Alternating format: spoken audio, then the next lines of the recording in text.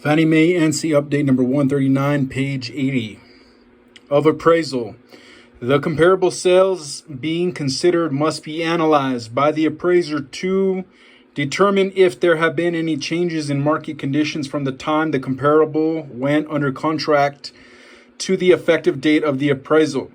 This analysis will determine whether a time adjustment is warranted. Adjustments may be either positive or negative, depending on the market changes over the time period analyzed. Time adjustments should be supported by other comparables, such as sales contracts whenever possible. However, in all instances, the appraiser must provide an explanation for the time adjustment in the appraisal report. When completing Fannie Mae's appraisal report forms, the appraiser should provide the date of the sales contract and the settlement or closing date. Only the month and year need to be reported. For example, appraisers may use S04/10 or CO2/10, where S reflects the settlement or closing date, and C reflects the contract date. If the exact date is necessary to understand the adjustments, it must be explained elsewhere in the report or in an addendum. If the contract date is unavailable to the appraiser in the normal course of business, the appraiser must enter the abbreviation UNK for unknown in place of the contract date. Appraisers' comments and indicated value in the sales comparison approach. The appraiser must provide appropriate comments reflecting the logic and reasoning for the adjustments provided, especially for the characteristics reported on the appraisal report form between the sales or financing concessions and the condition line items. A statement only recognizing that an adjustment has been made is not acceptable. When appropriate, the appraiser's analysis should also include narrative comments about the current contract, offering or listing for the subject or comparable sales, current ownership, and recent prior sales or transfers. Additionally, the appraiser's comments must reflect his or her reconciliation of the adjusted or indicated values for the comparable sales and identify why the sales were given the most weight in arriving at the indicated value for the subject property.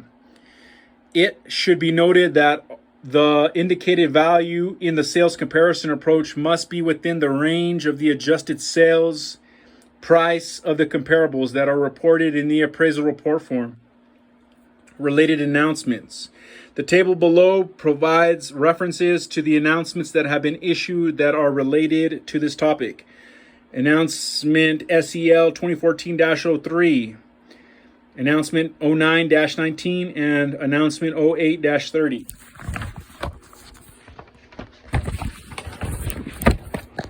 Page 81.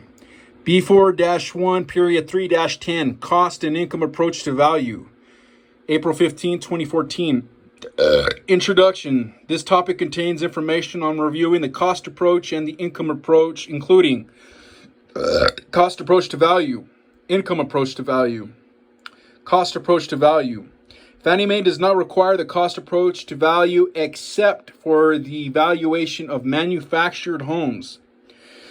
However, USPAP requires the appraiser to develop and report the result of any approach to value that is necessary for credible assignment results. For example, when appraising proposed or newly constructed properties, if the appraiser believes the cost approach is necessary for credible assignment results, then the cost approach must be provided.